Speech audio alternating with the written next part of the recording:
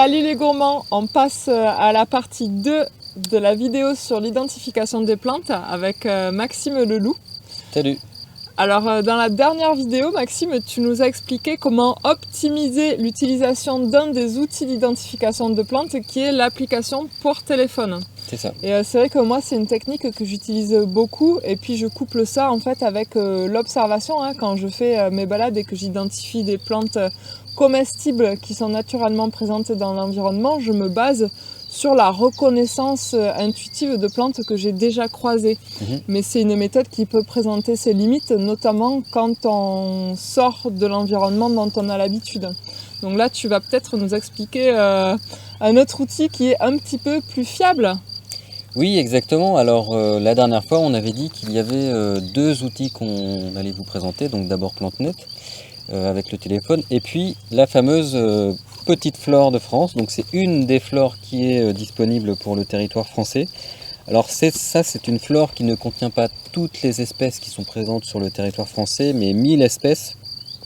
Sachant qu'au total, dans Flora Gallica, il y a environ 6000 taxons. Donc on a les espèces les plus courantes et on a un outil qui est donc intermédiaire, plus facile à utiliser que la flore complète en fait.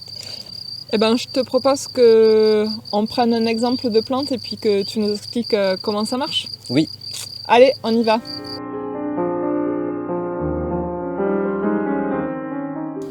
Alors là, on va identifier quelle plante ? On va identifier le lierre terrestre qu'on a identifié la dernière fois. Alors vu comme ça a l'air assez compliqué, donc j'attends que tu me convainques que c'est plus simple que ça n'y paraît. Alors, la première chose pour que ce soit simple, c'est surtout de prendre le temps. Et dès qu'il y a un mot qu'on ne connaît pas, d'aller voir dans le lexique du bouquin. Et ensuite, il y a toute une logique qui, par une série de questions à laquelle on va répondre les unes après les autres, va nous amener à identifier d'abord la famille, ensuite le genre et finalement l'espèce qu'on a en face de nous. Ok. Là, on commence au début de la clé pour les plantes herbacées. Alors, ce bouquin, la plupart du temps, identifie les plantes quand elles sont en fleurs. Et parfois nécessite aussi qu'elles portent des fruits pour certaines familles. Ok. Donc, typiquement ici, on peut chanter un peu la clé. Dès que vous connaissez bien une famille, vous pouvez prendre un raccourci et aller directement à la famille que vous connaissez. Ici, on commence par exemple, soit c'est une monocotylédone, soit c'est une dicotylédone ou une monocotylédone aquatique. Donc ici en face de nous, nous avons bien une dicotylédone. Et ensuite, il y a une série de questions. Alors soit ce sont des plantes à inflorescence caractéristique, donc si on lit l'ensemble des descriptions et le fait que les plantes et les familles soient disposées les unes à côté des autres, ça facilite le choix. Là on se rend compte que ça ne colle pas. Par contre, si on regarde ici, on voit que on parle de fleurs à symétrie bilatérale nette. Donc là, si vous regardez la fleur du lierre terrestre, on a bien un plan de symétrie dans la fleur. Et ensuite, une fois qu'on sait qu'on est dans cette série-là, on peut regarder toute une série de critères. Donc soit les pétales sont séparés ou soudés. Dans ce cas-là, ils sont soudés. Et quand on lit l'ensemble de la description, on voit que ça correspond à la famille des Lamiacées. Donc une tige carrée, des feuilles opposées, même décussées, une corolle, donc un ensemble de pétales qui est soudé, on s'en souvient de la question précédente, et qui sont souvent à deux lèvres. Donc ici on observe bien deux lèvres, la lèvre inférieure, la lèvre supérieure, etc. etc. Donc là on a l'indication que c'est une plante de la famille des Lamiacées. Et ensuite ça nous dirige vers la page correspondante à la famille des Lamiacées. C'est ça. Et on a une autre série de questions. C'est ça. Donc il y a toute une série de questions en fait qui va créer des sous-ensembles dans la famille suivant certains critères. Et ces critères en fait ce sont des critères qui permettent la fiabilité de l'identification. Donc là on a par exemple la première question, est-ce que c'est un arbrisseau? Est-ce qu'il y a de la lignine là-dedans? Non, il n'y a pas de lignine là-dedans. Donc on suit un ensemble de questions. Je chante les questions. Et on arrive au groupe 7. Voilà. Donc on a bien deux lèvres et des étamines que l'on voit depuis l'extérieur. Donc si on zoomait, on verrait bien les étamines depuis l'extérieur de la fleur. Et ensuite, on continue de suivre ces questions pour arriver finalement un peu plus loin. Donc là, on a suivi la question sur le calice, donc les sépales, un ensemble de sépales qui ont des dents quasiment similaires. On arrive dans ce groupe-là. Et la question suivante, c'est sur les étamines. Donc les filets des étamines, là, je jargonne un petit peu, mais le filet, c'est la partie longue des étamines. Est-ce qu'ils sont divergents ou est-ce qu'ils sont parallèles? Donc là, si on observe de près la fleur, ils sont bien parallèles. Donc on est dans ce groupe-là. Donc là, on a présenté l'une à côté de l'autre 3 espèces, avec l'indication du nombre d'espèces totales présentes en France dans le genre, même si elles ne sont pas représentées dans le bouquin.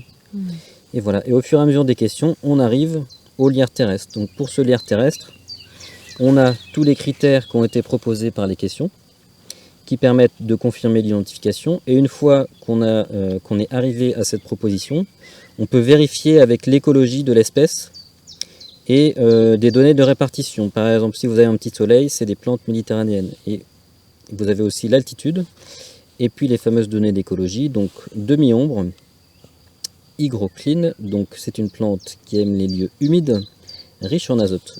Et puis des notions d'habitat, haies, chemins, lisières, friches, etc. etc. Eh ben, c'est formidable. On sait donc maintenant qu'on est en face du lierre terrestre.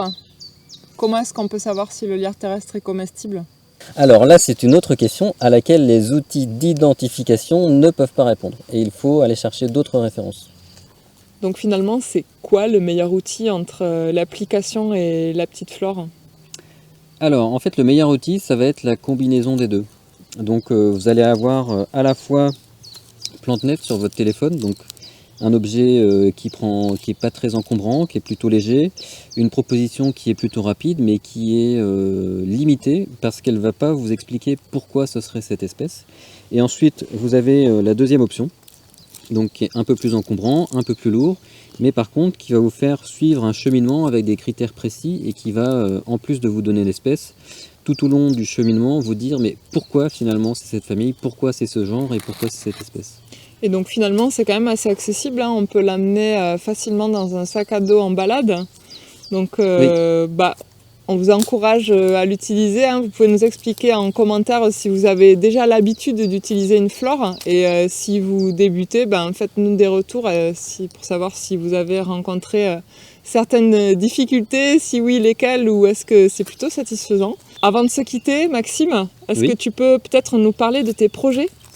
Oui, alors avec Vers de Terre Production, effectivement, j'ai des projets qui tournent autour des jardins-forêts, de l'agroforêt.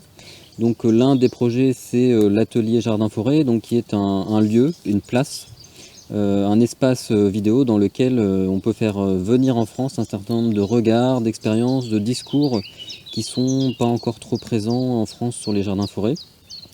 Et puis l'autre projet, c'est un projet qui est plutôt orienté recherche, innovation.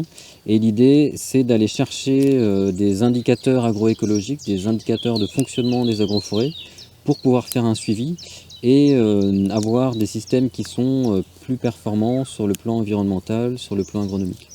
Donc on va suivre tout ça avec attention.